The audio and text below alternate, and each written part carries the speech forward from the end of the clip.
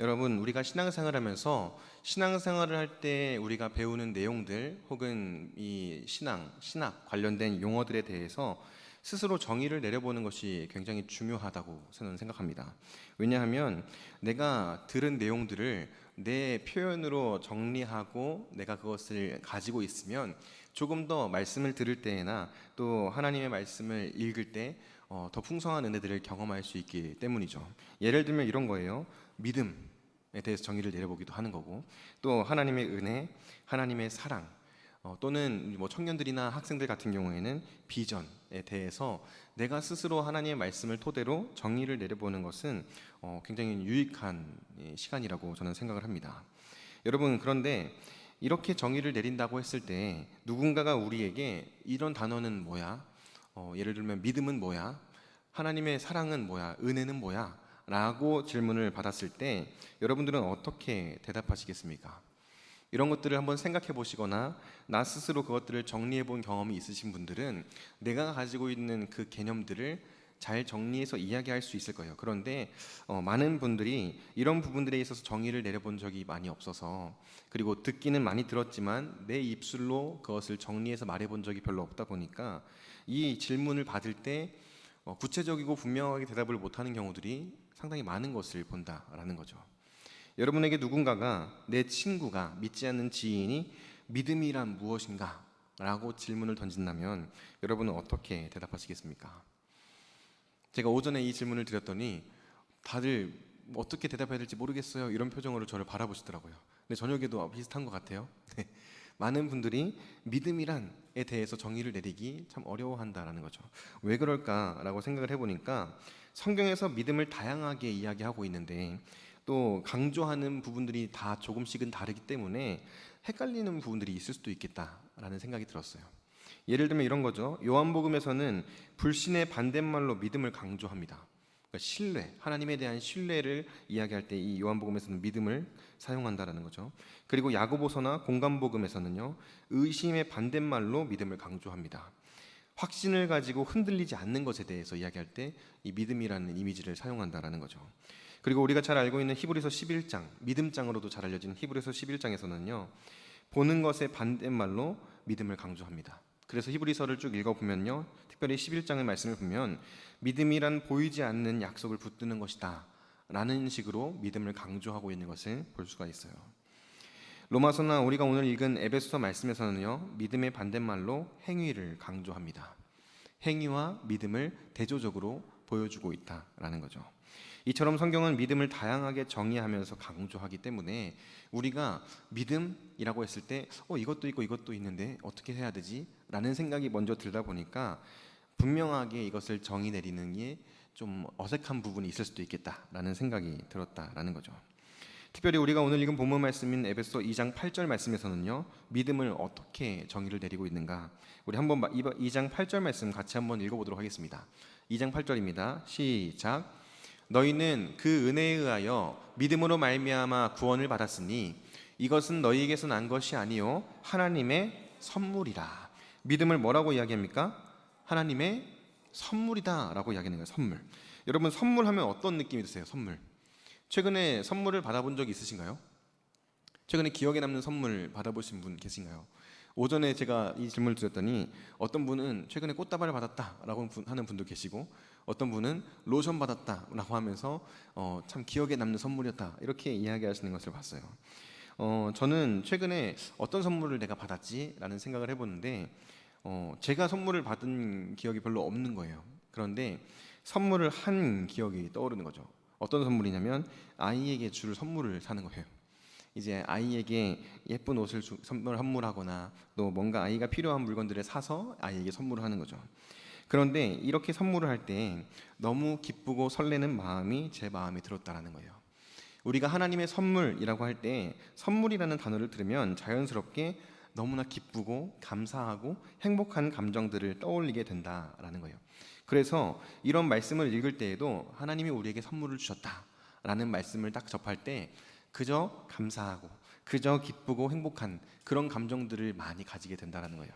그런데 오늘날 우리가 느끼는 이 선물의 개념과 고대 근동사회에서 사람들이 느꼈던 선물의 개념이 조금 다르다라는 거예요.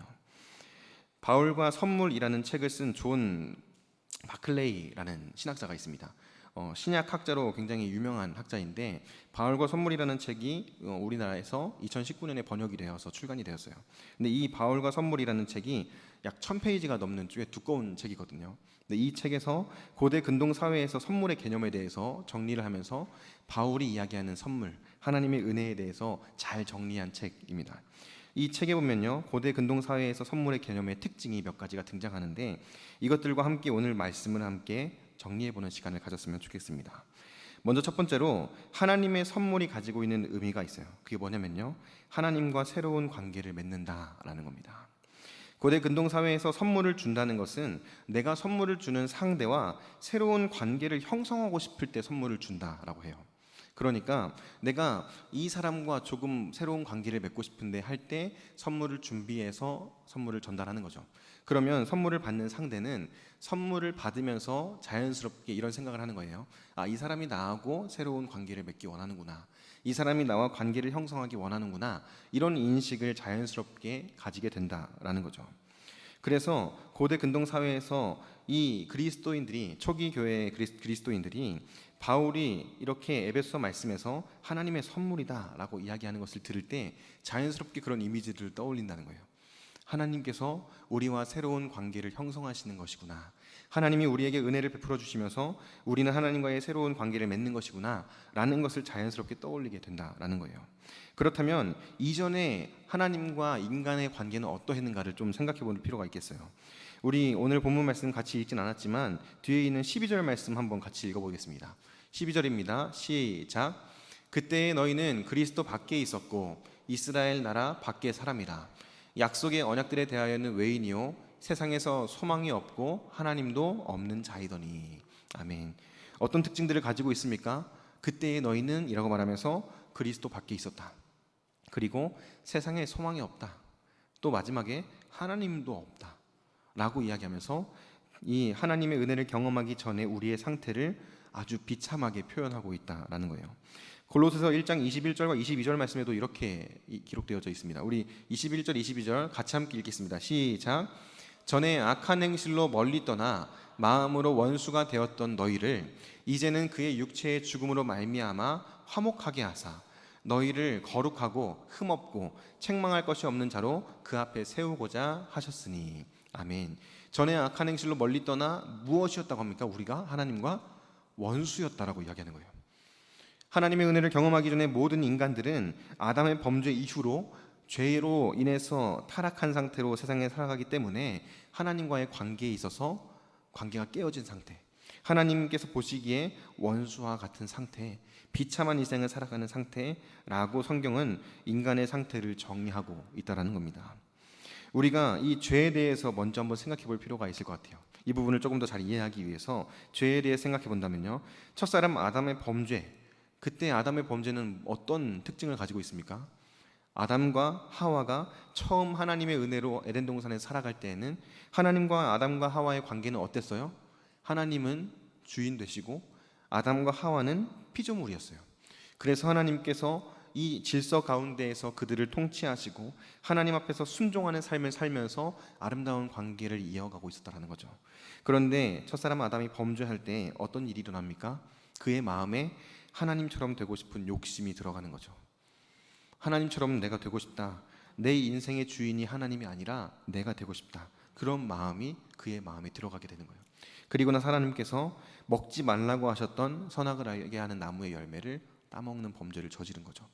단순히 하나님께서 너 이거 하지 마라고 했을 때 싫은데요, 난 이렇게 할 겁니다 하고 하나님의 말씀을 어겼다 정도가 아니라 하나님이 나의 삶을 주관하시고 하나님이 나의 인생의 주인 되시는 거 싫습니다. 내 인생의 주인은 내가 되고 싶습니다. 내가 내 인생을 개척해 나가기 원하고 내 인생을 내가 행복하게 만들어가기 원합니다. 이런 마음을 품었던 것이 첫사람 아담의 범죄였다는 거예요. 그리고 아담 이후에 태어나는 모든 인간은 그래서 어떻게 살아갑니까? 자기 인생의 주인이 자기가 되어 살아간다는 거예요. 세상을 살아가는 모든 사람들이 그렇게 살아갑니다. 내 인생의 주인이 나예요. 그래서 어떻게 합니까? 누군가가 내 인생에 간섭하는 것 자체를 싫어해요. 하나님이 나의 삶의 주인이 된다고? 싫어. 내 인생의 주인은 나이기 때문에 내가 행복을 위해서 살아갈 거야. 내가 어떻게 하면 행복할 수 있을까? 그래서 뭐 하는 겁니까? 좋은 대학에 가려고 하고, 좋은 직장에 취직하려고 하고, 더 많은 물질들을 손에 쥐려고 하고 열심히 달려가죠. 그런데 어떻습니까? 비참한 인생을 살아갈 수밖에 없다는 거예요. 아무리 열심을 내어도 행복해질 수가 없어요. 아무리 열심을 내어도 소망 없는 삶을 살아갈 수밖에 없다라고 인간의 상태를 성경은 계속해서 보여주고 있다는 거죠. 무엇이 그것을 분명하게 증명합니까? 죽음이죠. 모든 사람은 죽음을 피할 수 없어요. 죄로 인해서 들어온 그 죽음을 피할 수 없어요. 아무리 많은 것을 소유한 사람도 결국엔 죽음 앞에서 무기력한 모습을 보이고요. 아무리 많은 사람들에게 인정을 받는 사람도 결국에 죽음 앞에서 피할 수 없는 무기력함을 느낄 수밖에 없는 게 인간의 상태라는 거예요. 그런 상태를 우리가 오늘 읽은 본문 말씀에서 뭐라고 이야기하는 겁니까? 하나님이 없는 자, 소망이 없는 자, 그리스도 밖에 있는 자라고 이야기하는 거예요. 그런데 그런 우리들에게 하나님이 무엇을 주신 거예요? 선물을 주신 거예요. 그런 우리들에게 하나님께 선물을 주시면서 뭘 하시는 겁니까? 나 너와의 관계를 다시 회복하고 싶다. 내가 너와의 관계를 새롭게 재정의하고 싶다. 그렇게 말씀하시는 것이 하나님의 은혜, 하나님의 선물이라는 거예요. 오늘날 우리의 삶 가운데에도 마찬가지입니다. 초대교회, 에베소 교회에 있었던 성도들에게만 내가 너에게 이런 선물을 줄게 라고 하면서 관계를 회복하시는 것이 아니에요. 오늘날 우리의 삶 가운데 동일하게 하나님께서 은혜를 베풀어 주셨고 하나님은 우리와 그 관계를 회복하기를 원하신다라는 거예요. 여기서 제가 질문을 드리고 싶어요. 여러분, 그 하나님의 은혜, 그 하나님의 은혜의 선물을 받아서 회복된 관계를 누리며 살고 계십니까? 정말 하나님과의 화목한 관계 가운데에서 매일매일 하나님의 은혜 가운데 하나님이 나와 동행하시는 것을 경험하고 하나님이 말씀이 주시는 은혜를 누리면서 살고 계십니까? 아니면 여전히 내 인생의 주인이 내가 되어서 하나님과의 화목하게 된 관계를 누리지 못하고 어떻게 하면 내가 행복할 수 있을까? 어떻게 하면 내가 원하는 꿈을 이루어갈 수 있을까? 그것에만 집중하고 그것에만 관심을 기울이며 살아가고 계십니까? 어쩌면 많은 경우에 그리스도인들이 하나님과의 회복된 그 관계, 화목해 된 하나님의 그 관계, 그것을 누리면서 매일매일 하나님의 말씀을 가까이 하고 기도하기를 기뻐하고 하나님께서 주시는 놀라운 은혜를 누리며 살기보다 여전히 내가 원하는 삶, 내 인생의 주인이 내가 되는 삶, 그런 삶을 꿈꾸며 살아가고 있는지도 모르겠다라는 거예요. 여러분들은 어떻습니까? 지난 한 주 동안의 삶을 돌아보면 여러분들은 어떻게 사셨습니까? 여러분들의 인생의 주인이 하나님이셨습니까? 아니면 나였습니까? 혹시 나의 인생의 주인이 나로 이번 한 주 동안의 삶을 살아왔다면 말씀 앞에서 나의 인생의 주인의 자리를 다시 하나님께 온전히 내어드릴 수 있는 은혜가 저와 여러분들에게 있기를 주님의 이름으로 소망합니다. 우리는 그런 삶을 살아야 된다는 거예요. 하나님께서 우리가 소망 없는 삶, 비참한 인생 살아가는 것이 너무나 안타까우셔서 친히 우리에게 찾아오셔서 뭐 해주시는 거예요? 선물 주시는 거예요. 더 이상 그런 인생 살지 말고 다시 관계를 회복해서 화목해 된 인생, 예수 그리스도로 말미암아 화목해 되는 그 인생 너희들이 살았으면 좋겠다 라고 사도 바울의 고백을 통해서 에베소서를 통해서 우리들에게 말씀하고 계신다라는 겁니다. 두 번째, 하나님의 선물이 가지고 있는 특징이 있습니다. 그것은요, 자격 없는 자에게 주어진 선물이라는 거예요. 자격 없는 자에게 주어진 선물. 하나님의 선물은요, 자격 없는 자에게 거저 주어진 놀라운 선물입니다. 고대 근동 사회에서 중요하게 여기지던 가치가 있습니다. 우리 담임 목사님께서 설교를 통해서 많이 말씀하셨는데 명예와 수치가 중요해요. 그 당시에 고대 근동 사회에 살았던 사람들은 명예와 수치가 목숨과 같이 여겨지던 시대를 살았습니다. 그래서 내가 수치를 당한다, 내가 수치스러운 일을 겪는다, 그럼 어떻게 되는 거예요? 목숨을 잃는 것과 같이 슬퍼하고 애통해하고 고통스러워했어요. 그런 시대가 고대 근동 사회였다라는 거예요. 그래서 내 명예가 실추되지 않는 것을 매우 중요하게 여기고 어떻게 하면 내 명예를 드높일 수 있을까? 이것이 그들의 삶의 중요한 가치관이었다라는 거죠. 그런데요, 여러분, 선물이라는 것을 생각해 볼 때 선물에도 이런 가치관이 동일하게 적용됐다고 합니다. 바울과 선물이라는 그 책에서 이야기하는데요, 선물을 누군가에게 줄 때는요, 그 선물을 줄 만한 자격이나 조건이 있어서 주었다라고 해요. 예를 들어서 누군가에게 선물을 주는데 그 사람이 사람들에게도 인정받고 사회적으로도 뭔가 지위가 있고 이런 사람이에요. 그런 사람에게 내가 선물을 주면 사람들이 나를 보면서 이렇게 말하는 거예요. 오, 이 목사님 보는 눈이 있네. 저 사람에게 저렇게 한다니. 이 목사님 역시 똑똑하네. 역시 대단해. 그렇게 치켜 세워주는 거예요. 그런데 뭔가 가난하고 힘없고 사람들에게 소외받는 사람에게 선물을 주면요, 손가락질하는 거예요. 제정신이 아니구나. 쓸데없이 돈을 낭비하는구나. 뭐 하는 거지? 왜 저러는 거지? 그러면서 손가락질하는 시대가 그 당시에 시대였다라는 거예요. 하나님께서 우리들에게 선물을 주셨다라고 할 때요, 이 선물을 받는 그리스도인들도, 그리고 그 선물에 대한 이야기를 듣는 믿지 않는 많은 사람들도 이러한 관점을 가지고 바라봤어요. 그런데 하나님의 선물은 어떤 자에게 주어진 겁니까? 모든 사람들이 인정할 만한 사람에게 주어진 겁니까? 모든 사람들이 지켜 세워줄 만한 사회적인 지위가 있는 사람들, 사람들에게 인정받고 뭔가 사람들이 볼 때 대단한 것을 가지고 있는 사람들에게 하나님의 선물이 주어진 거예요? 아니죠. 하나님의 선물은 어떤 자들에게 주어졌습니까? 자격이 없는 자들에게 주어졌어요. 아무런 자격이 없는 자들에게 하나님의 선물이 주어졌다 해요. 로마서 5장 8절 말씀에서 그 당시에 하나님의 선물을 받았던 많은 사람들의 모습을 이렇게 정의합니다. 로마서 5장 8절 우리 같이 한번 읽어보겠습니다. 시작. 우리가 아직 죄인 되었을 때 그리스도께서 우리를 위하여 죽으심으로 하나님께서 우리에 대한 자기의 사랑을 확증하셨느니라. 우리가 아직 무엇이었을 때? 죄인 되었을 때. 그리스도인들의 입장에서도 이해가 잘 되지 않는 거예요. 어떻게 죄인인 우리에게 하나님이 선물을 주시는가? 믿지 않는 이들에게도 똑같습니다. 어떻게 죄인인 저들에게 하나님이 선물을 주셨다고 말하는가? 이해가 되지 않고 받아들이기 힘드는 거예요. 그 당시에 고대 근동 사회의 가치관으로 봤을 때 말도 안 되는 일이 벌어진 겁니다. 하나님이 죄인이었던 이들에게 선물을 주셨어요. 놀라운 구원의 은혜를 베풀어 주셨어요.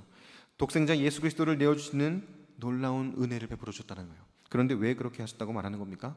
로마서 5장 8절에서는 왜 그렇게 했다고 이야기하는 거예요? 우리를 향한 사랑 때문에. 하나님이 우리를 너무나 사랑하셔서 아직 죄인 되었을 때 우리를 향해서 다가오셔서 선물을 주셨다는 거예요. 내가 너를 이렇게 사랑한다. 내가 너를 너무 사랑해서 내 아들을 내어주었어. 내가 너를 너무 사랑해서 네가 그렇게 소망 없는 삶, 비참한 삶 살아가는 게 너무 보고 싶지 않아서, 너무 애통해서 마음 아파서 내가 너에게 내 아들 독생자 예수 그리스도를 선물로 준 거야 라고 말씀하고 계신다라는 거예요.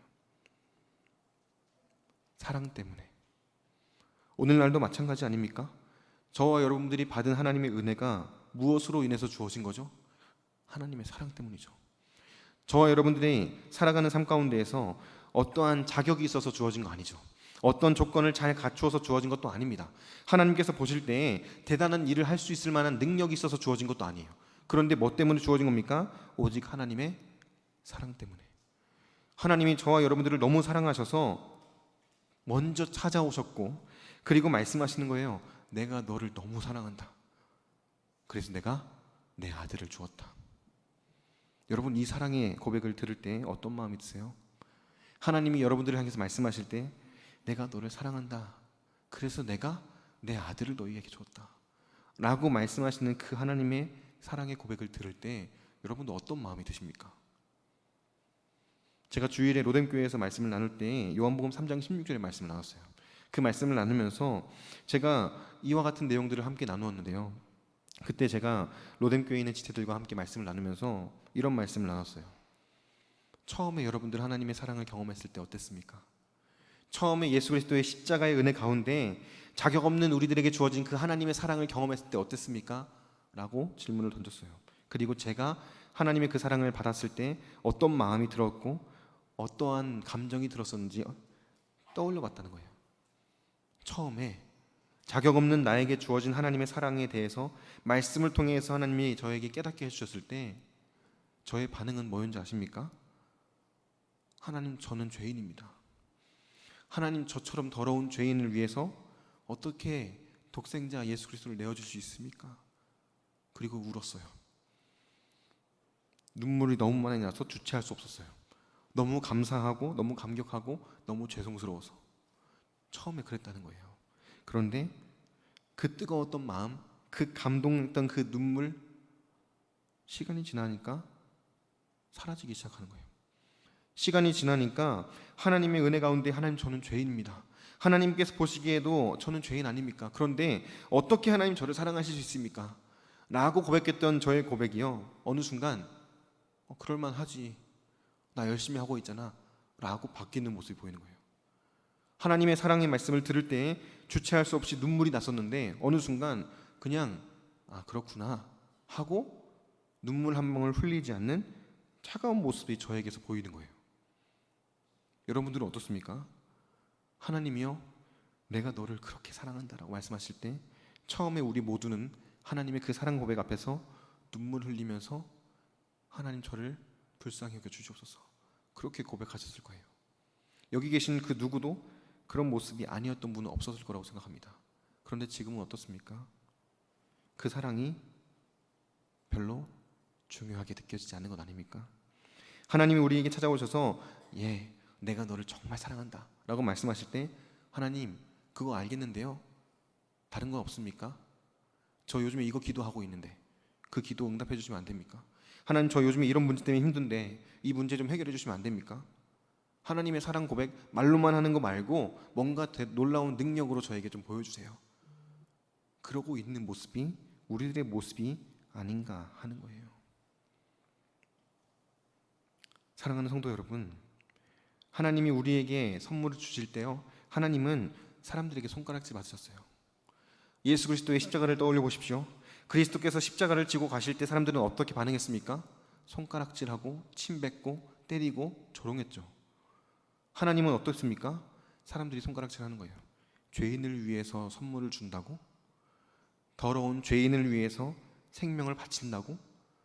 그건 말도 안 돼. 그렇게 반응했다고요. 그런데 하나님께서는 계속해서 말씀하시는 거예요. 내가 너를 그만큼 사랑하는 거야. 내가 너를 그렇게나 많이 사랑하는 거야. 사람들이 뭐라고 해도 상관없어. 사람들이 손가락질해도 상관없어. 나는 너를 이 세상 그 무엇보다 사랑한단다. 그 하나님의 사랑 고백을 들을 때 우리의 마음이 다시 뜨겁게 불타오를 수 있기를 간절히 소망합니다. 저 여러분들의 마음 가운데 하나님 저는 죄인인데 어떻게 이런 은혜를 베풀어 주셨습니까? 하나님 저는 아무런 자격이 없는데 어떻게 저에게 그런 사랑을 베풀어 주셨습니까? 라고 고백하면서 다시 한번 하나님 말씀 앞에 엎드려서 눈물 흘리고 하나님의 은혜 가운데 믿음으로 반응할 수 있는 저 여러분들이 되기를 바랍니다. 그래서 사도 바울이 9절에서 뭐라고 말하는 겁니까? 행위에서 난 것이 아니니 이는 누구든지 자랑하지 못하게 함이라. 자격이 없는 우리에게 부어진 그 하나님의 사랑이, 그 하나님의 선물이 무엇인지를 아는 거예요. 그래서 뭐라고 말하는 겁니까? 자랑할 수가 없다. 나를 드러낼 수가 없다. 나의 의를 나타낼 수가 없다. 오직 예수 그리스도의 십자가만 자랑할 뿐이다. 그게 사도 바울이 보여주고 있는 믿음의 고백이죠. 그 고백이 저와 여러분들의 고백이 되기를 바랍니다. 신앙생활을 하면서 내가 가지고 있는 어떠한 것을 드러내고 나보다 못해 보이는 사람들을 바라보면서 평가하고 판단하고 정죄하는 것이 아니라 나는 내가 뭐길래 하나님이 이런 은혜 베풀어 주셨을까? 나에게는 자격이 없는데 하나님이 이런 은혜 베풀어 주셨구나. 더 겸손하고 더 낮은 자세로 하나님 앞에서 아무것도 자랑하지 못하는 그런 삶을 살아가는 저와 여러분들이 될 수 있기를 주님의 이름으로 축복합니다. 사랑하는 성도 여러분, 하나님께서 우리들에게 사랑을 주시고 하나님께서 우리에게 그런 놀라운 선물을 주실 때 우리들에게 무엇인가를 요구하시는 게 아니죠. 그저 사랑해서 주시는 선물이고 은혜예요. 그런데 하나님 마음에 기대하시는 게 있다는 거예요. 무엇을 기대하시는지 아십니까? 고대 근동 사회에서 선물을 줄 때 선물을 준다는 것은 상대방과 새로운 관계를 형성하고 싶은 마음을 표현하는 거라고 말씀드렸잖아요. 그런데 그렇게 상대방과 새로운 관계를 형성해 나아갈 때 선물을 주는 이 사람은요, 한 가지 마음을 품어요. 기대감. 어떤 기대감입니까? 선물에 상응하는 그 큰 기대감을 갖는 거예요. 이 사람과의 관계가 다시 회복되었을 때, 이 사람과의 관계가 다시 이렇게 아름답게 만들어졌을 때 어떤 일들이 일어날까에 대한 기대감이 있다는 거예요. 하나님께서 우리에게 선물을 주실 때에도 마찬가지예요. 하나님께서 주신 선물은 무엇입니까? 독생자 예수 그리스도, 그의 생명이었죠. 어느 것과도 비교할 수 없을 만큼 너무나 놀랍고 큰 선물을 우리들에게 주셨어요. 그리고 그런 큰 선물에 상응하는 기대감이 하나님에게 있으시다는 거예요. 앞으로 어떤 일이 일어날까? 앞으로 이 사랑을 받고 선물을 받은 이들이 어떻게 살아갈까? 하나님 그 기대감이 있으시다는 거예요. 10절 말씀에서 그래서 이렇게 고백하는 겁니다. 우리 10절 말씀 같이 한번 읽어볼까요? 에베소 2장 10절입니다. 시작. 우리는 그가 만드신 바라 그리스도 예수 안에서 선한 일을 위하여 지으심을 받은 자니 이 일은 하나님이 전에 예비하사 우리로 그 가운데서 행하게 하려 하심이다. 아멘. 무엇을 기대하시는 거죠? 우리에게 선물을 주시면서 우리와 하나님의 관계가 새롭게 창조됩니다. 그전에는 소망 없는 존재였던 우리들, 그전에는 죽음을 피할 수 없어서 비참한 인생을 살아가던 우리들과의 관계가 다시 재창조되는 거예요. 그래서 하나님과의 관계가 다시 화목하게 되고 온전케 되는 역사가 일어나는 거죠. 예수 그리스도의 십자가 아래에서. 그런데 그렇게 된 다음에 하나님께서 기대하시는 게 뭐예요? 그리스도 안에서 선한 일을 행하기를 원하신다는 거예요. 하나님의 은혜로 선물을 받은 우리들이 그리스도 안에서 선한 일을 행하기를 하나님이 기대하신다라는 거예요. 선한 일이 뭡니까? 선한 일, 착한 일입니까? 착한 일 그냥? 그리스도 예수 안에서의 선한 일은요, 하나님께서 보시기에 선한 일을 말하는 거예요. 하나님의 기준에 선하다라고 말씀하실 만한 일, 그게 뭘까요? 다른 것이 아니라 하나님의 뜻에 합당한 일이에요. 하나님께서 보시기에 선하다 하실 만큼 하나님의 말씀을 기준을 삼아서 말씀에 합당한 삶을 하나님께 살아가기 원하신다는 거예요. 사랑하는 성도 여러분, 우리들이 그런 삶을 살아가야 되는 존재인 줄로 믿습니다. 그냥 내가 예수를 믿었기 때문에 구원받았고 그 믿음으로 나는 구원받았기 때문에 천국 간다, 그 정도의 어린아이 같은 믿음이 아니라 내가 받은 은혜가 얼마나 놀라운가를 분명히 알고 내가 받은 그 선물이 얼마나 감사한 것인가를 깨닫고 그것에 감사함으로 믿음으로 반응하는 삶을 살아가는 거예요. 하나님께서 우리들에게 사명 맡겨주시면 그 사명을 기쁨과 감사함으로 받아들이는 겁니다. 그리고 뭐 하는 거예요? 충성되게 순종하는 거예요. 하나님 저 힘들 것 같은데요? 하나님 저 이런 상황이라서 그거 못할 것 같아요. 저는 안 될 것 같습니다. 저에게는 그럴 만한 능력이 없습니다. 거절하는 게 아니라 하나님 저는 부족하지만 하나님께서 저에게 선물을 주셨으니 제가 뭐라도 해보겠습니다. 저는 여전히 연약하지만 하나님께서 저에게 은혜 베풀어 주셨으니 제가 한번 충성해 보겠습니다. 하나님 저를 붙들어 주세요. 하나님 저의 삶 가운데 함께 해주시고 하나님 저의 삶을 사용해 주셔서 하나님 홀로 영광 받아 주시옵소서. 그런 태도로 하나님 앞에 순종하기를 기대하신다라는 거예요. 우리가 오늘 이 말씀 앞에서 이 사실들을 기억할 수 있기를 바랍니다.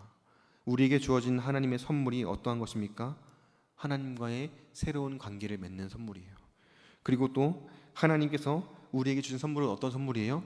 자격 없는 나에게 아무런 대가도 바라지 않으시고 주어진 선물이에요. 그리고 그런 선물을 주실 때 하나님은 기대하신다는 거예요. 이제 나와 함께 동행하는 삶을 살겠지. 이제 나의 뜻에 합당한 삶을 살아가겠지. 내가 이 자를 통해서, 내가 나의 자녀를 통해서 놀라운 일을 계획하고 있는데 그 일에 순종함으로 동참하겠지. 세상을 살아가는 그리스도인으로서 우리가 살아가는 삶 가운데에서 믿음을 지키면서 살아가는 게 쉽지 않다는 것도 너무나 잘 압니다. 그럼에도 불구하고 우리가 잊지 말아야 할 것은 우리는 이미 선물을 받았다는 거예요. 하나님의 선물. 그리고 그 선물을 받은 자라면 그에 상응하는 하나님의 기대감에 부족하거나 모자람 없이 순종함으로 하나님의 마음을 시원케 해드리는 삶을 살아가야 한다는 겁니다. 그래서 우리가 살아가는 삶의 현장 가운데에서 하나님의 뜻을 이루어가는, 그리고 하나님께서 기뻐하시는 매일매일의 삶을 살아가는 저와 여러분들이 될 수 있기를 주님의 이름으로 축복합니다.